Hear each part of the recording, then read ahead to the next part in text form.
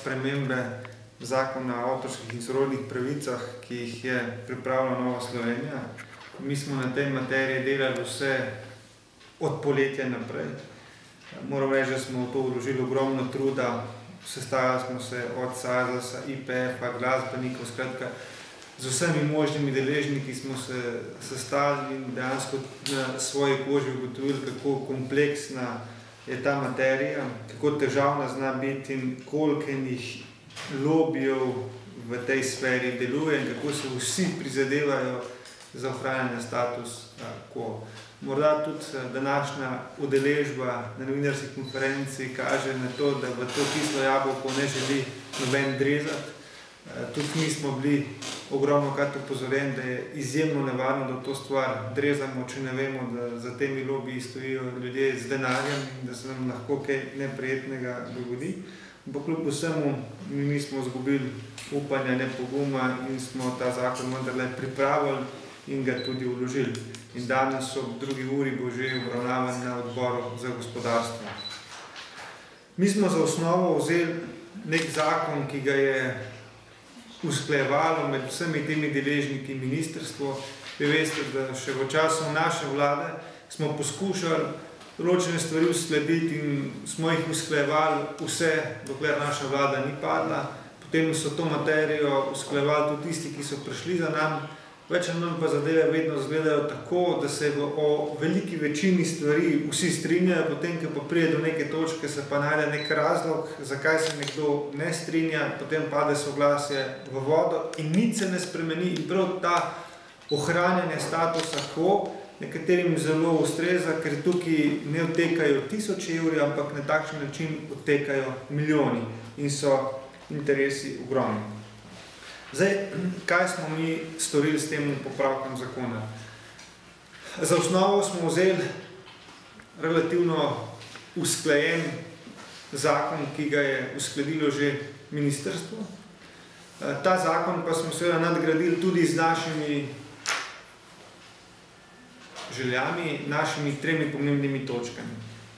In prva stvar je, da smo omejili stroške za delovanje teh kolektivnih organizacij, kot so SAZAS, IPF in druge kolektivne organizacije. Omejili smo na 20% oziroma nominalno 1 milijon evrov. Mi vidimo, da s to omejitvijo pridobijo vsi, pridobijo avtorji in pridobijo tudi koristniki teh avtorskih storitev. Skratka, s to omejitvijo pridobijo vsi, seveda pa se bojo mogle kolektivne organizacije prilagoditi na sedanje razmere, nekoliko tudi racionalizirati njihovo poslovanje, ampak mi jim damo še vedno ogromno prostora. Primerjalno z drugimi evropskimi državami kolektivne organizacije za svoje lastno delovanje potrošijo tam nekje okrog 15%, in mi zdaj to omejitev postavljamo na 20%. Torej, imajo še vedno vse te organizacije dovolj manevrskega prostora, ampak predvsem pa ta omejitev preprečuje, da bi ta organizacija služila nekemu drugemu namenu, za kar je pa pravzaprav ustanovljena. Torej, da bi ne bi služila avtorjem, ampak da bi služila zgolj samemu sebi. Se pravi, to je prva točka, ki jo poudarjamo, omejitev stroškov poslovanja. Druga stvar, ki je zelo pomembna za vse koristnike teh avtorskih stvaritev, je, da uvajamo enoten račun. Tisti, ki so kadarkoli organizirali kakšno prireditev, vedo, da potem po prireditvah dobijo račune najmanj od 2 različnih kolektivnih organizacij, najmanj od SAZAS-a in IPF-a. In naš predlog je, da uvedemo skupni račun.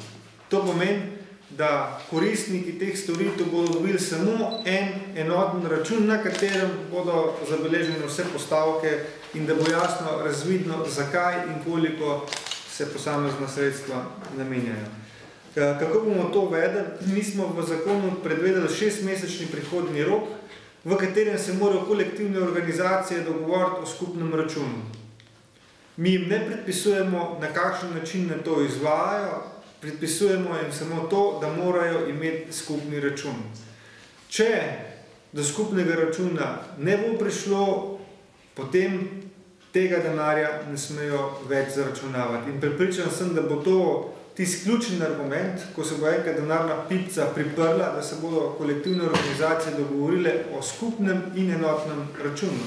Predvsem pa vidimo to veliko prednost tudi za kolektivne organizacije, saj se bodo stroški administracije in pa tudi računovodstva definitivno zmanjšali, ker zdaj vsaka kolektivna organizacija to dela sama zase, potem bo pa to ena enotna skupna služba in na takšen način bodo racionalizirali tudi svoje poslovanje.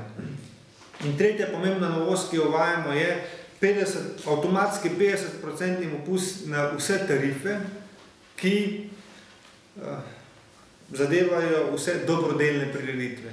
Vi veste, da številni gasilci pri organizaciji gasilskih veselic in druga kulturna društva pri organizaciji raznih kulturnih prireditev so zelo nesrečna, ko dobivajo račune od SAZAS-a in IPF-a in te računi so relativno visoki, mnogokrat višji kot pa kakršenkoli prihodek, ki ga ustvarjajo za organizacijo to prireditev. Mi v Novi Sloveniji ne želimo, da zaradi teh stroškov kar naenkrat ne bi bilo več gasilskih veselic po Sloveniji, da ne bi bilo več kulturnih prireditev. Hkrati pa se tudi zavedamo, da je potrebno za avtorsko delo plačati in zato smo našli neko, rečemo temu, kompromisno rešitev in sicer, da se za dobrodelne prireditve uveljavlja 50% popust. Smo pa uveljavili tudi varovalko, da če bi kdorkoli zlorabljal in neko prireditev predstavljal kot dobrodelno zaradi tega, da bi uveljavil ta popust, po eni strani pa sploh ne bi šlo za tako prireditev, bi bil oglobljen s kaznijo 10.000 evrov. Mi mislimo, da to gre za dovolj veliko varovalko, da se te stvari ne bi zlorabljale, hkrati bi pa še vedno pustili dihati gasilskim in kulturnim društvom po Sloveniji, da bi še vedno lahko naprej organizirali svoje prireditve. Torej, če povzamem, na relativno usklajen zakon, ki ga je pripravilo ministrstvo v večjih vladah, smo ta zakon nadgradili še s 3 rešitvami. Eno je omejitev stroškov poslovanja kolektivnih organizacij, drugo je enoten račun in tretjo je 50% znižanje tarif za vse dobrodelne prireditve. To so ključne stvari, ki jih v tem popravku zakona o avtorskih in sorodnih pravicah uvajamo. Zdaj lahko vam povem, da je naš predlog zakona soglasno podprl že Komisija Državnega sveta. V Državnem svetu smo dobili soglasno podporo. V tej komisiji sedijo predvsem ljudje z terena in pa gospodarstveniki, ki so razumeli ta naš prispevek oziroma ta naš poskus za izboljšanje sedanje situacije. Prepričan pa sem, da bomo v prihodnjih dneh silovito napadali, češ da ne razumemo stvari, da nismo bili pripravljeni kogarkoli poslušati, da nič ne razumemo, da vse narobe delamo. In te napadi se bodo vrstili izključno iz tega razloga, ker je nekaterim v velikem interesu, da se ohranja status quo, ker sedanja situacija je nepregledna in omogoča po nepotrebnem odtekanje številnih milijonov.